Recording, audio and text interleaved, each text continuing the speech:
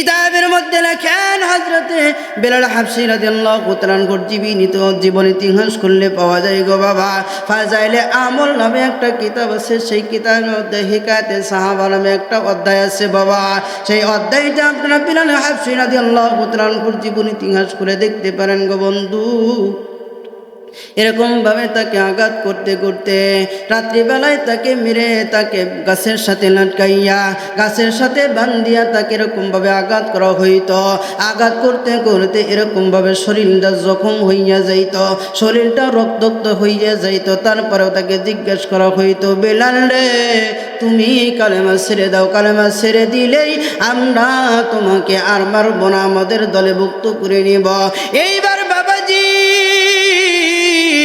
কাফেররা মনে করত সারাদিন তাকে এরকমভাবে বালির উপরে উত্তপ্ত বালির মধ্যে শোয়াইয়া চিৎ করার সময়য়া বুকের উপরে এরকমভাবে বিশাল বড় পাথর মারলাম, পাথর দিয়া তাকে জিজ্ঞাসা করলাম সেই ব্যক্তি কি করলো না, কালেমা ছাড়ল না। এমন মুহূর্তের মধ্যে রাত্রিবেলায় তাকে এরকমভাবে আঘাত করতে করতে আমার বাইরে রে এরকমভাবে তাকে আঘাত করতে করতে এমন সময়ের মধ্যে তারা মনে করতো যে বেলাল হাবশী হয়তো মা দুনিয়ার জমিন থেকে চলে গেছেন, অর্থাৎ বেহুশ অবস্থায় পড়ে আছে। এমন মুহূর্তের মধ্যে তারা মনে করতো বেলাল হয়তো বা ইন্তেকাল করেছে। তারা এরকম মনে করে বেলালকে ফেলে তারা চলে যাইতো যার যার বাড়িতে। পরের দিন যখন বেলাল হাবশী রাদিয়াল্লাহু তাআলা আনহু জীবিত এরকমভাবে দেখতে পাইতো, আবার পরের দিন সকল কাফেররা এরকমভাবে একত্রিত হইয়া আবারও আগের দিনকার মতো বেলাল হাবশী রাদিয়াল্লাহু তাআলা আনহুকে ওই গরম উত্তপ্ত বালির মধ্যে চিৎ করে শোয়াইয়া বুকের উপরে তার উপরে বুকের উপরে তাকে কি দিয়া পাথর দিয়া আবার আগের দিনকার মতো এরকমভাবে জিজ্ঞাসা করতে থাকতো, বেলাল তুমি কালেমা ছেড়ে দাও, কালেমা ছেড়ে দিলেই আমরা তোমাকে বাঁচাইয়া দিব। এইবার আমার আপনার পয়গম্বর সাহাবী হযরতে বেলাল হাবশী রাদিয়াল্লাহু তাআলা আনহু বলতেন আহাদ আহাদ, অর্থাৎ আল্লাহ আমার রব, আল্লাহ আমার সব। তোমরা আমাকে মারতে পারো, আমাকে আঘাত করতে পারো, এইভাবে মারতে মারতে তোমরা যদি আমাকে দুনিয়ার থেকে বিদায় করে দাও, তারপরে আমি বেলাল আমি জীবনেও কালেমা ছাড়ব না। কন্যা সুবহানাল্লাহ।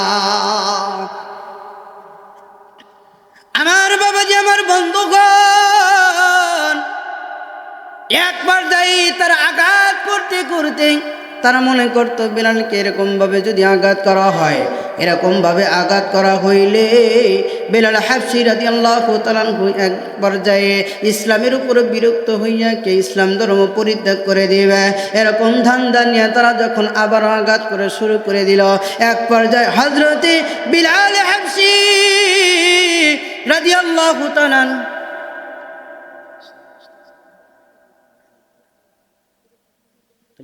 একটা কাজ করলে বলুন তো, আমার কোরআন শেষে দ্বিতীয় বক্তা তুলে দেওয়ার আগে জানাজা পড়াই অন্যদের সাথে চলে যেত।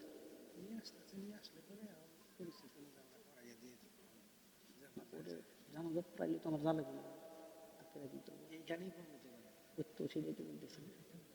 তো, মানে আমি বয়ান শেষ করি 9:30 দিকে না আসার কথা নাসির বললো।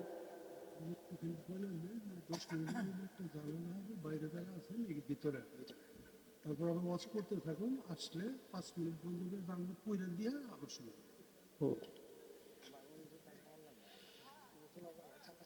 কোন জানলা গোনা কারণ তো পয়লা দিয়ে ওয়াচ শুনুন।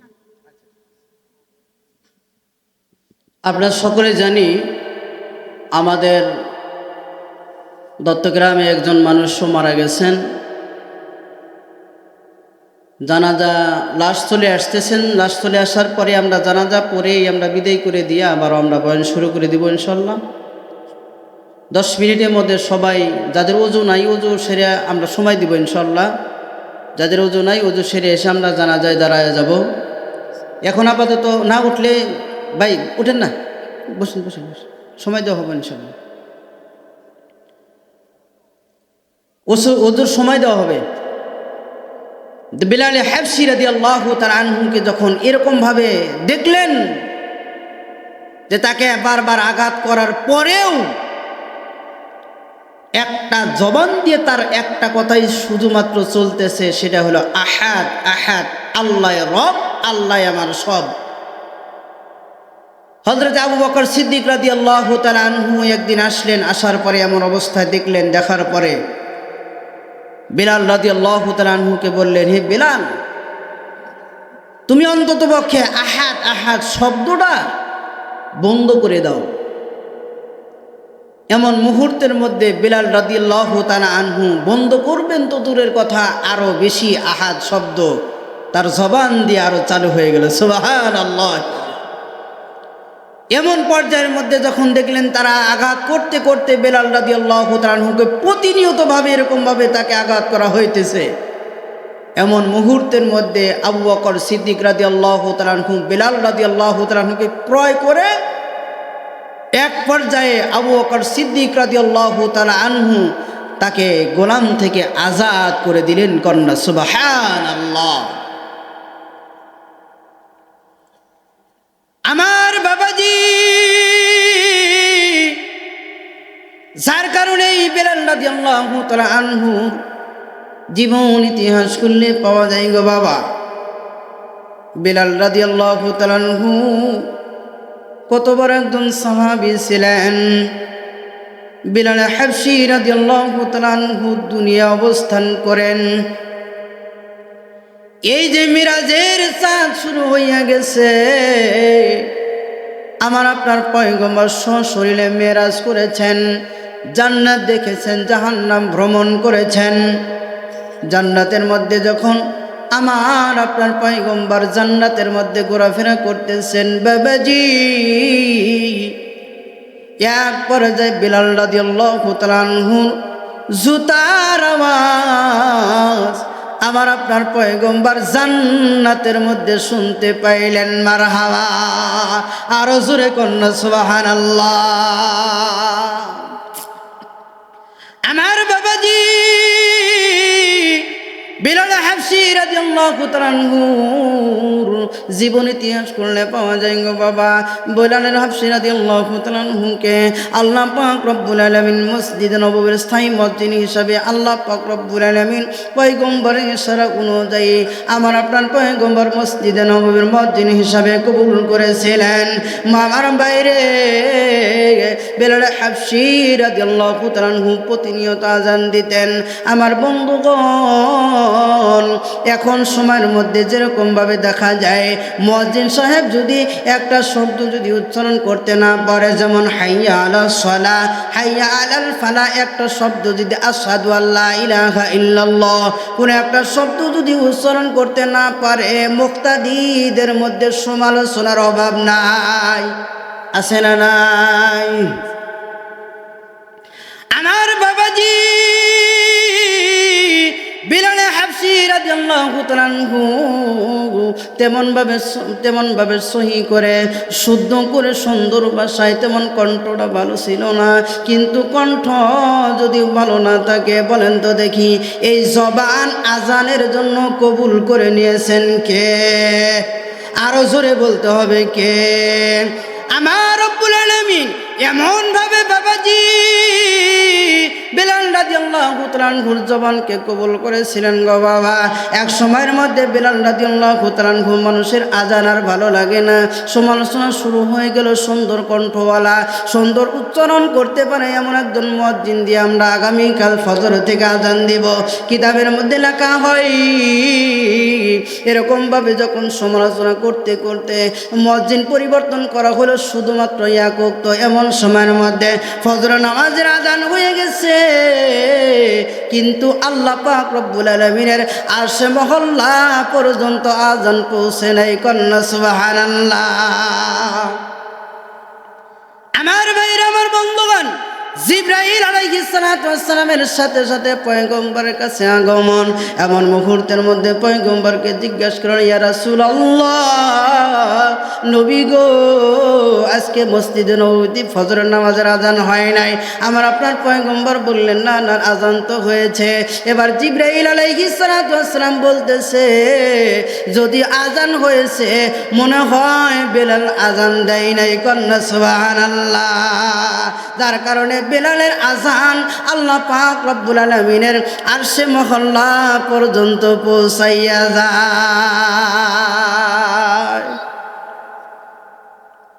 আমার ভাইয়ের, আমার বন্ধুগণ, অল্প সময়ের মধ্যে হয়তো বা জানাজা চলে আসবেন। বইরে আর একজন সাহাবীর ঘটনা, ইসলাম ধর্ম গ্রহণ করার পরে, কালেমা গ্রহণ করার পরে তার কেমন শাস্তি হয়ে গেছিল গো বন্ধু। নামটা ছিল, যার নামটা বুখারী শরীফে, যেই হাদিসটা বুখারী শরীফের মধ্যে আলোচনা করা হয়েছে, যার নামটা যার নামটা বলা হইতো আব্দুল উজ্জা। প্রথম অবস্থায় তার নামটা ছিল আব্দুল উজ্জা। আমার আপনার পয়গম্বর হাতে হাত দিয়ে কালেমা পড়ার পরে আমার আপনার পয়গম্বর নামটা পরিবর্তন করে দিলেন আব্দুল্লাহ। জোরে কন্যা মারহাবা, আরো জোরে কন্যা সুবহানাল্লাহ। এই আব্দুল উজ্জা প্রথম অবস্থার মধ্যে তার মা দুনিয়ার জমিন থেকে চলে গেলেন। মা যখন দুনিয়ার জমিন থেকে চলে গেলেন, এমন মুহূর্তের মধ্যে বাবা অন্য জায়গায় বিবাহ করলেন। বিবাহ করার পরে কিছুদিন পরে যখন বাবাও দুনিয়ার জমিন থেকে চলে গেলেন, এমন মুহূর্তের মধ্যে সৎ মা বাড়িতে দিন আইনা দিন খায়। তার খাওয়া এক উক্ত যদি খাইতে পারে আর এক উক্ত খাইতে পারে না। এমন মুহূর্তের মধ্যে তার সন্তান আব্দুল উজ্জাকে কিভাবে সে খানা খাওয়াবে, এই চিন্তাই বললেন না না, আমার পক্ষে সম্ভব না। চাচার কাছে হস্তান্তর করে দিলেন লালন পালনের জন্য। আমার বন্ধুগণ, এইবার আব্দুল উজ্জা চাচার বাড়িতে লালিত পালিত চাচার কাছে থাকে। চাচার কাছে খাইতেছে, আরো যত কাজ কাম আছে চাচার বাড়িতে করে। এমন মুহূর্তের মধ্যে ধীরে ধীরে ছোট সন্তান যখন ধীরে ধীরে বড় হইয়া গেল, কিতাবের মধ্যে লেখা হয় তার বয়স যখন 18 থেকে 19 বছর, অর্থাৎ বালেগ হইয়া গেছে। এমন মুহূর্তের মধ্যে একদিন প্রতিদিন চাচার সাথে খানা খায়। আজকেও খানা খাইতে বসে, রাত্রিবেলা খানা খাইতে বসে চাচা ভাতিজা সকলে মিলে একসাথে খানা খাইতেছে। এমন মুহূর্তের মধ্যে ভাতিজা খানা খায় না, শুধুমাত্র খানা নাড়ানাড়ি করতেছে। এমন মুহূর্তের মধ্যে চাচা জিজ্ঞেস করে, ভাতিজা আজকে তুমি কেন খানা খাও না, কারণটা কি তোমার কাছে জানতে চাই। এইবার ভাতিজা বলতেছে, চাচা মক্কার মধ্যে একজন মানুষের আবির্ভাব হয়েছে, যার নামটা মুহাম্মদ। আপনি কি তার সম্পর্কে জানেন নাকি? এইবার চাচা বলতেছে, হ জানি। এইবার ভাতিজা বলতেছে, চাচা গো আপনি যদিও জানেন তাহলে বলেন তো দেখি তার সম্পর্কে আমাকে কিছু জানায় দেন। এইবার চাচা ভাতিজাকে ডাকতে বলতেছে, ভাতিজা তার নামটা মুহাম্মদ, আব্দুল্লাহর সন্তান মুহাম্মদ। তার চাইতে ভালো মানুষ এই পৃথিবীর জমিনে আর একটাও নাই, কন্যা সুবহানাল্লাহ। এইবার ভাতিজা বলতেছেন, আপনি যে সাক্ষী দিলেন তার চাইতে ভালো মানুষ আর দুনিয়াতে নাই। আপনি কিন্তু সাক্ষী দিলেন, তাহলে চাচা তার ধর্ম কেন আমরা গ্রহণ করি না? তার ধর্ম আপনারা কেন গ্রহণ করেন না? অর্থাৎ কালেমা পড়ে কেন মুসলমান হইয়া যান না? এইবার চাচা বলতেছে, ভাতিজা ভালো মানুষ হওয়া একটা ব্যাপার, আর কালেমা পড়ে বাপ দাদার ধর্ম পরিবর্তন করা হলো কার আর এক ব্যাপার। না না না, আমি এই কথা দ্বারা বুঝাইলেন যে সে ভালো মানুষ হইতে পারে, ঠিক আছে, কিন্তু আমি বাপ দাদার ধর্ম পরিবর্তন করতে চাই না। এইবার চাচাকে ডাকতে বলে, চাচাজি তাহলে আপনি শুনে রাখেন, আপনার বাড়িতে আমি খায়াব, যদিও আপনি আমাকে লালন পালন করে বড় করেছেন, চাচাজি যেই লোকটার কথা আমি আপনার মুখ থেকে প্রশংসা শুনলাম, যেই লোকটার সম্পর্কে আপনি এত প্রশংসা করলেন, যার চাইতে ভালো মানুষ দুনিয়াতে নাই, তাহলে ওই চাচা আপনাকে আমি বলি, ওই লোকটার হাতে হাত দিয়া আমি তার হাত আপনার সাথে দেখা করার পূর্বেই আপনাকে সাক্ষী রেখে পড়ে নিলাম লা ইলাহা ইল্লাল্লাহু মুহাম্মাদুর রাসূলুল্লাহ। এইবার চাচা বলতেছেন, ভাতিজা তুমি যে কালেমা গ্রহণ করলা এর শাস্তি কি হবে তুমি কি জানো? এর পরিণত কি হবে তুমি কি জানো? এইবার চাচার কথা শুনিয়া ভাতিজা বলতেছেন, চাচা আমার পরিণতি যাই হোক না কেন, আমার যত সম্পত্তি আছে অর্থাৎ কালেমা গ্রহণ করার কারণে আমার যদি সব কিছুই চলে যায় চাচা, তারপরেও আমার জন্য কোনো সমস্যা নাই, আমার সব যাবে, কিন্তু যেই কালেমা পড়েছি সেই কালেমা আমি ছাড়তে পারবো না। কন্যা মারহাবা, আরো জোরে কন্যা সুবহানাল্লাহ।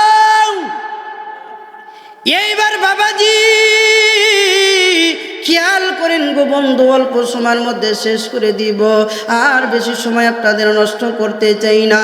হযরতে আব্দুল উজ্জা যখন কালেমা পড়ে মুসলমান হইয়া যায়, এমন মুহূর্তের মধ্যে চাচা বলতেছে, যত সম্পদ আমার নামে, আমার যত সম্পদ আছে তোমাকে লিখে দাও, আর সেই সম্পদগুলি এই মুহূর্তে আমার কাছে ফেরত দিয়ে দাও। চাচা যখন সম্পদ চাইলেন, ভাতিজা বললেন, আব্দুল উজ্জা বললেন, ঠিক আছে আপনার সম্পদ আমি দিয়ে দিলাম। এইবার বলতেছে আরো কিছু তোমার কাছে আছে, ধরেন যে শীতের দিনে অনেক কাপড় চোপড় আছে, সব কাপড় চোপড় আমার টাকায় কেনা, সব কিছু খুলে দিয়ে দাও। এইবার বাবাজি আব্দুল উজ্জা চাচা যখন চাইছে, সাথে সাথে কাপড় চোপড় সব কিছু খুলে দিছে। এইবার চাচা বলতেছে তোমার সাথে আর একটা জিনিস আছে। এইবার ভাতিজা বলতেছে বলেন আর আমার কাছে কি আছে? এইবার চাচা বলতেছে তুমি যে লুঙ্গিটা পরে আসো, এই লুঙ্গিটাও আমার টাকায় কেনা, অতএব তুমি যদি আমার সম্পদ সব কিছু ফেরত দিয়ে দাও, তুমি যদি কালেমা গ্রহণ করো, তাহলে আমার সম্পদ দিয়ে আমার টাকা দিয়ে লুঙ্গি কেনা সেটাও আমার কাছে ফেরত দিয়ে দাও। যুবক জানি কয় বছরের? 18-19 বছরের যুবক।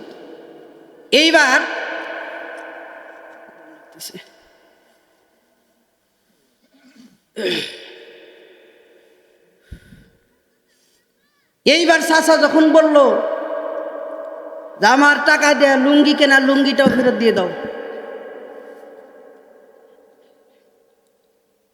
আমার ভাইয়ের, আমার বন্ধুগণ, 18 বছরের একজন যুবক লুঙ্গি খুলে উলঙ্গ হয়ে যাবে? বলেন তো দেখি, 18 বছর 19 বছরের যুবক, তার শরম আছে না নাই? সবাই মনে কথা বোঝেন নাই? শরম লজ্জা আছে না নাই? এমন মুহূর্তের মধ্যে আব্দুল উজ্জা আকাশের দিকে তাকাইয়া মাওলাকে ডাক দিয়ে বললেন, মাবুদ গো, আমার তো একটা মাত্র অপরাধ, সেটা হলো কালেমা পড়ে আমি মুসলমান হয়েছি। এই অপরাধের কারণে চাচা আমার পরলের লুঙ্গি পর্যন্ত দিতে চাইতেছে না। আল্লাহ তুমি আমাকে রক্ষা করো, তুমি যদি আমার ইজ্জত রক্ষা করো, এই পৃথিবীর কেউ নাই আমাকে লাঞ্ছিত করবে, অপমান অবদস্ত করবে। ইয়া আল্লাহ তুমি আমাকে রক্ষা করো। এইবার আব্দুল উজ্জার চাচা ডাকতে বলতেছেন, ভাতিজা কি চিন্তা ভাবনা করো? এইবার চাচা বলতেছে যে তুমি কি চিন্তা ভাবনা করো? তুমি যদি কালেমা ধরে রাখো আর আমার সম্পদ তোমার কাছে থাকবে, এটা হইতে পারে না, তুমি খুলে দাও। এইবার চাচাকে সাক্ষী রেখে বলতেছেন, চাচা ইমানকে বানাইলাম সঙ্গী, খুলে দিয়ে দিলাম আমার লুঙ্গি। এইবার ভাতিজা উলঙ্গ, 18-19 বছরকার যুবক উলঙ্গ হইয়া রাস্তা দিয়া যখন যাইবে, বলেন তো দেখি, দত্তগ্রাম বাজার যখন পার হইয়া যাবে, এমন কোন মানুষ আছে নাকি যতই সে ইমান গ্রহণ করুক না কেন, সকলেই বলবে যে এই লোকটা পাগল হইয়া গেছে? বলবেন কি বলবেন না? কারণ সুস্থ মানুষ কোনোদিন উলঙ্গ অবস্থায় মানুষের দিকে যাইতে পারে না।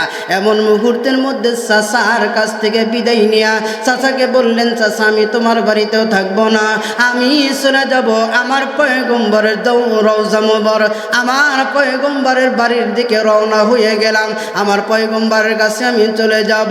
এইবার বাবাজি হাঁটতে হাঁটতে রাস্তা দিয়ে যখন যাই, আব্দুল উজ্জাকে যত মানুষ দেখে থুতু দেয়, থুকুকে পরে স্যাপ দিতেছে, আই হাই হাই হাই, একটা পাগল যাইতেছে রাস্তা দিয়ে, পাগল যাইতেছে। এমন মুহূর্তের মধ্যে আব্দুল উজ্জা মনে মনে চিন্তা করলেন, এই অবস্থায় তো পয়গম্বরের দরবার পর্যন্ত যাইতে পারবো না, কি করা যায়? মনে মনে সিদ্ধান্ত নিলেন, আমার একজন মা আছে বাড়িতে, যদিও বাবা নাই, আমার বাড়িতে মা আছে, এই মার কাছে যাই, কোনো রকম যদি আমাকে লজ্জাস্থান ডাকার জন্য একটা কাপড়ের ব্যবস্থা করে দেয়, ওই কাপড়টা নিয়ে আমি পয়গম্বরের রওজা মুবারক, আমি পয়গম্বরের বাড়ির দিকে চলে যাব। এইবার বাবাজি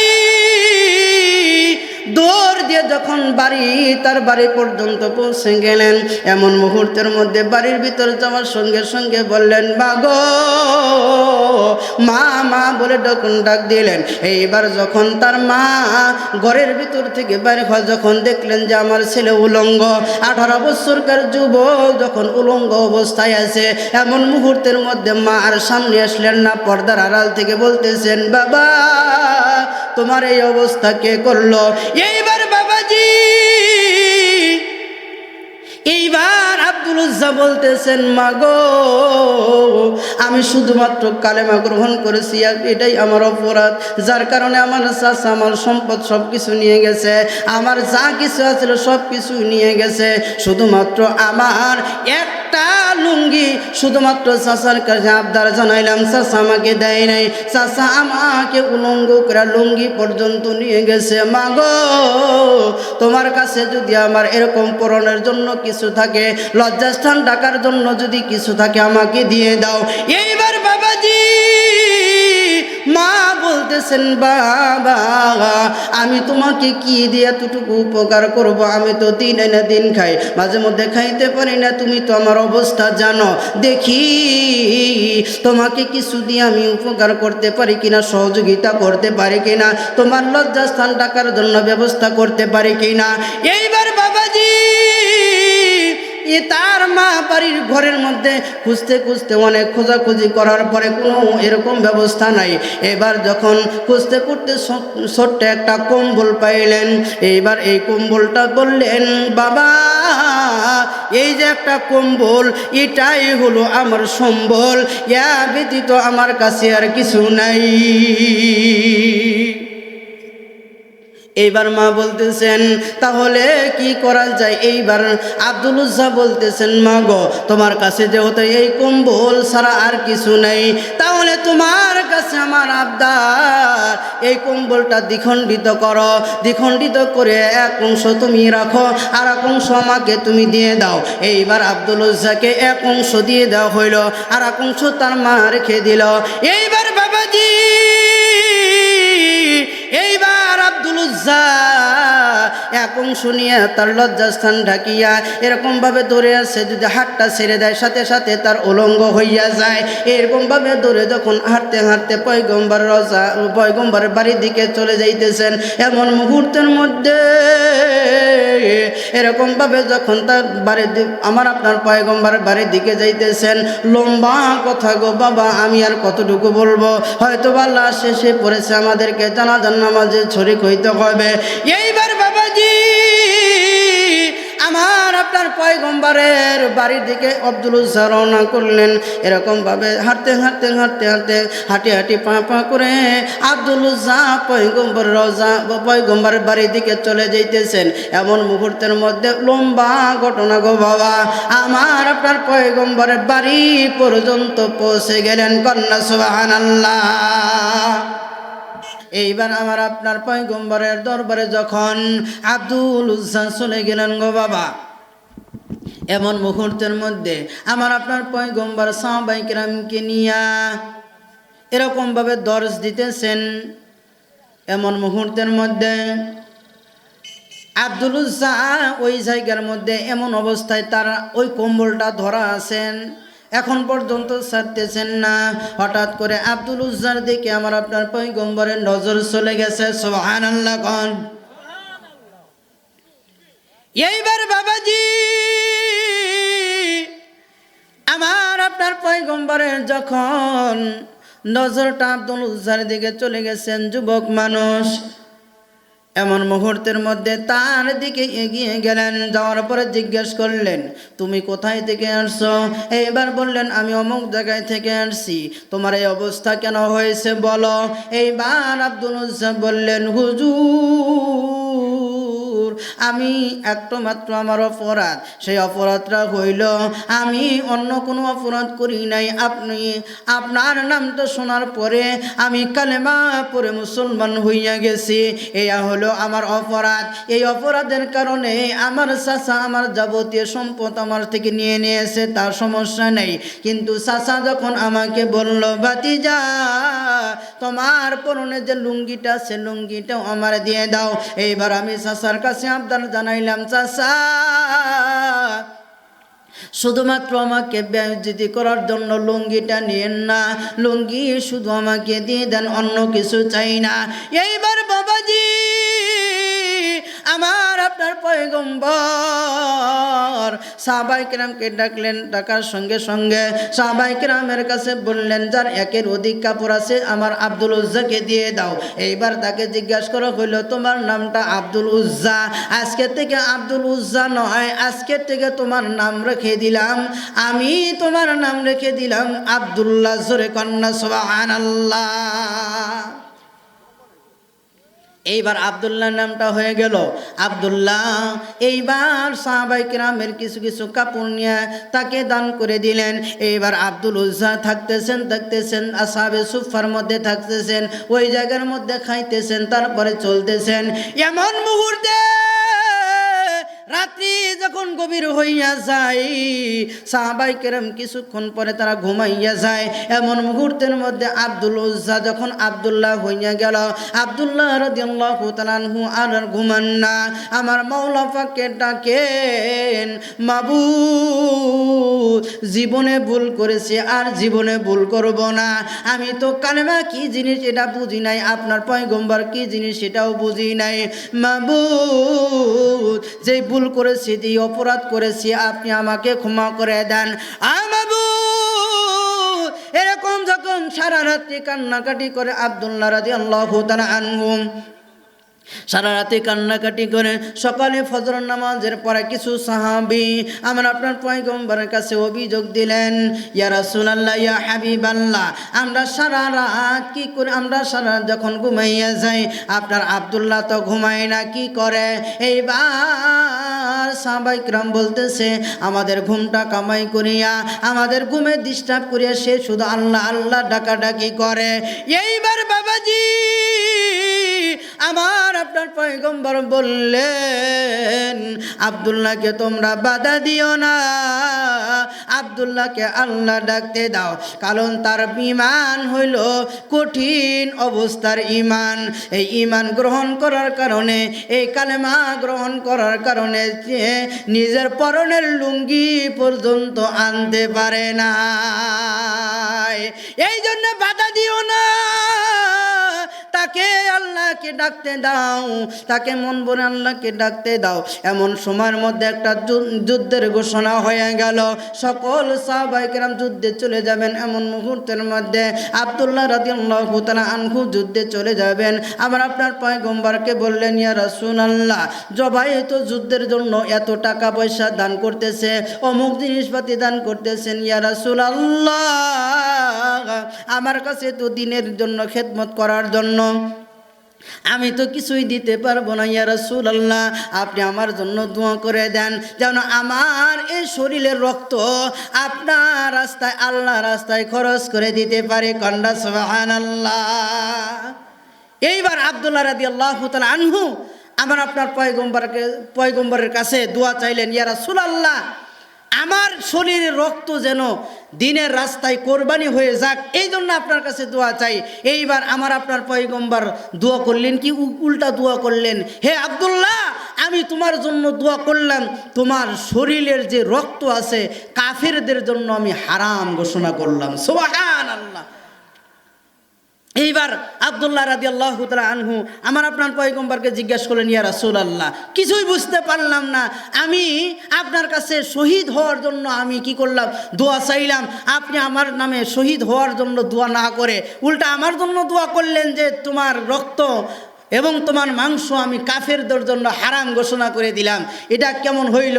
এইবার আমার আপনার পয়গম্বর আব্দুল্লাহ রাদিয়াল্লাহু তাআলা আনহুকে বললেন, আব্দুল্লাহ, আমি তোমার জন্য তোমার রক্ত মাংস সব কিছু কাফেরদের জন্য হারাম ঘোষণা করলাম, তার মানে এই নয় আল্লাহ তাআলা তোমাকে যদি একটা ঠান্ডা জ্বর হইয়া স্ট্রোক করে অমুক করে তমুক করে সাধারণ একটা অসুস্থতা হইয়াও তুমি যদি মারা যাও, তারপরেও আল্লাহ পাক রব্বুল আলামিন তোমাকে শহীদি মর্যাদা দিয়া আল্লাহ দুনিয়া থেকে উঠায় নেবেন। জোরে কন্যা সুবহানাল্লাহ। আমার ভাইরা, আমার বন্ধুগণ, এইবার সকলে যুদ্ধে চলে গেলেন। আমার বাবাজি যুদ্ধে থেকে ফিরে আসার পরে আব্দুল্লাহ রাদিয়াল্লাহু তাআলা আনহু জ্বর অসুস্থতা হইয়া গেলে, সাধারণ একটা অসুস্থ, এমন মুহূর্তের মধ্যে সেই অসুস্থ হইয়া এসে মারা গেলেন। এমন মুহূর্তের মধ্যে সকল সাহাবায়ে কেরামকে বললেন, আজকে যাও তাকে কাফন দাফনের ব্যবস্থা করো, তাকে তোমরা ধোয়ানোর ব্যবস্থা করো, সব কিছু ব্যবস্থা করো, আমি আব্দুল্লাহর জানাজা নামাজটা পড়াইব। কন্যা সুবহানাল্লাহ। এইবার বাবাজি আব্দুল্লাহ রাদিয়াল্লাহু তাআলা আনহুকে আমার আপনার পয়গম্বর জানাজার নামাজটা পড়াইয়া, বাবাজি শুধুমাত্র তাই নয়, আমার আপনার পয়গম্বর বললেন, না না, শুধু জানাজার নামাজে হইয়াই এতটুকু শেষ নয়। আমার আপনার পয়গম্বর বললেন, আমি আব্দুল্লাহর কবরে নেমে আমি আব্দুল্লাহকে নিজের হাত দ্বারা কবরে রেখে আসবো। কন্যা সুবহানাল্লাহ। সাহাবায়ে কিরামের মধ্যে এরকম অবস্থা শুরু হয়ে গেল। আবু বকর সিদ্দিক রাদিয়াল্লাহু তাআলা আনহু বড় বড় সাহাবীরা যারা ছিল এই জায়গায় বলতেছেন, আজকের এই জায়গার মধ্যে আব্দুল্লাহর লাশটা না হইয়া আমার মতো মানুষের যদি লাশটা হইতো রে, আমি কত ভাগ্যবান হইয়া যাইতাম। আমার বাবাজি দেখেন, আব্দুল উজ্জা শুধুমাত্র কেবলমাত্র আব্দুল্লাহ রাদিয়াল্লাহু তাআলা আনহু ইসলাম ধর্ম গ্রহণ করে কালেমা পড়ে মুসলমান হইয়া গেলেন। এই কারণেই তার চাচা যাবতীয় সম্পদ থেকে তাকে শেষ করে দিল। শুধুমাত্র সম্পদ নিয়েই তার রাগ মেটে নাই।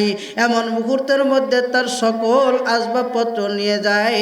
এমন মুহূর্তের মধ্যে তারপরও সাহাবায়ে কেরাম ঈমানের উপরে অটল ছিলেন কিনা?